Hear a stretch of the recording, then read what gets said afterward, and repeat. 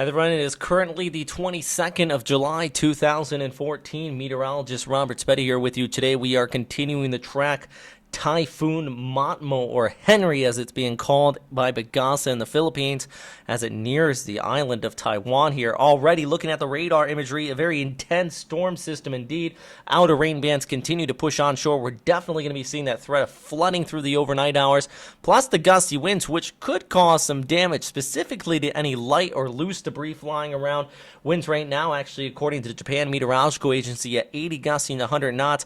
They do expect some slight intensification, as does the Joint Typhoon Warning Center, over the course of the next several hours just prior to landfall during the late evening hours, Taiwan Standard Time. So we're definitely going to be having a very strong system. Unfortunately, it is coming onshore during the overnight hours, making it exceptionally dangerous, especially to people out here who do have plans on venturing around, but already warnings have been in place.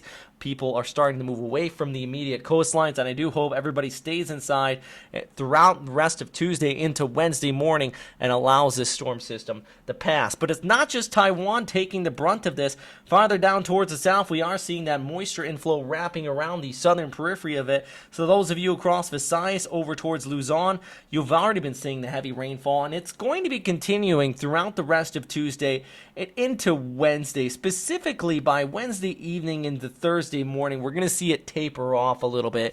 The main reason is, the whole reason why we're seeing that enhancement of the monsoon and why we're seeing intensification of the storm is because it's gathering moisture, not just from the sea surface temperatures, but also from that moisture inflow, that river kind of coming off the South China Sea.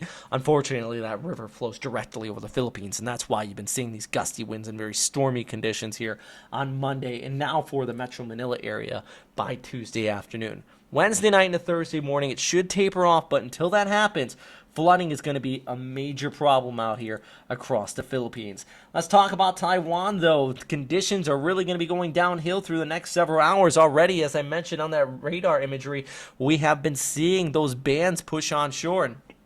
Some areas here, we could see as much as 5, 6, possibly even 700 millimeters of rainfall. Actually, COAMP's high resolution model, we can take a look at the mesoscale output here, indicates some areas here. You can see that color code on the right, and this looking at about orange rated here, that could be 700 to 800 millimeters of total precipitation. Why so much? And why only on the eastern seaboards?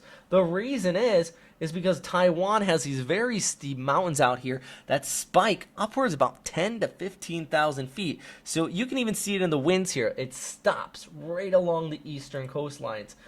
That means all that rainfall is going to be stopping with it. So all of that gets wrung out like a sponge. And some areas here in central Taiwan where the storm's going to be coming on shore really are going to be at high risk of flooding and also landslides. It's very typical for the island. So once again, I don't think the wind is going to be a major problem with this. Light and loose debris could be blown around, but more so it's going to be the rainfall and that threat of flooding as we go ahead by Tuesday night and especially Wednesday morning. These coastal locations along the central portions of the island, only on the eastern seaboard really, could be seeing that highest risk. So let's continue to watch this as we look ahead through the next 12 to 24 hours.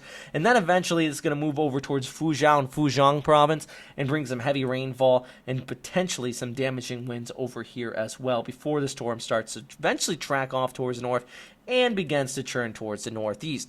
Do want to mention this as well, though. It's not over once it pushes off towards the north, though. It does look like the upper level jet's going to kind of pick up the storm system. And what we're going to be seeing is some troughing coming through here, and that could allow it to intensify yet again. Not as a full-blown tropical system. Don't get me wrong. I don't expect a typhoon to come off here towards the north, but those into the Korean peninsula, you could be seeing a strong extratropical storm Matmo come across there and potentially even impact much of DPRK and also over towards Seoul as well, with some gusty winds and very heavy rainfall. So this is something we really want to watch. Really, there is that threat of flooding, not just for Taiwan, extending off towards the north. So this is going to be a far-reaching impact of a storm system over the course of the next several days. Meanwhile, we're also watching another area in the tropics, a tropical depression back down towards the south and towards the east. At this time, I am giving this one a moderate risk of development. I I'm not jumping up and down over it. I'll say that much. At this time, we're still going to continue to watch our typhoon Matmo, but this tropical depression down there towards the southeast, models have jumped on it and then they've backed off. They jumped back on it again. I think, if anything, if it does become something, it may not be this exact area. It might be another one right behind it, and it's going to steer off towards north, kind of in the same steering flow as Matmo here. So if you're in the Philippines, I know you have. I've seen rumors flying around that there's another storm coming. It's mainly because there's a lot of hype since we've had back-to-back storms.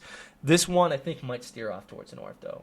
So if you're in the southern Japanese islands, I would worry more about this. Very indicative of an El Nino season as well. So a lot happening out here today. But right now, if you are out here in Taiwan, the storm system is coming. It was about to make landfall. We are going to be seeing tremendous amount of rainfall. James Reynolds and Jim Eds are both out there looking forward to their footage coming in from the storm system. Jim Eds actually saying that he's going to follow along with us here and pass us some information directly to the Westpac Weather team. You can follow him at Extreme Storms. Also follow James Reynolds at earthuncut.tv.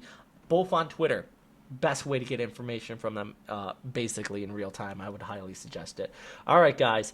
Thanks for watching. Do want to mention, it's about the 6th time I've tried this update. I've crashed a bunch of times. So if you have checked the live streams and it keeps on ending, the reason is I was trying to run Google Earth back here. Not a smart idea. I'm going to stick with Meteor Earth, this fantastic app, because Google Earth just sucks up all the bandwidth and crashes my computer. Finally got through this. I'm going to shut this off before it crashes again.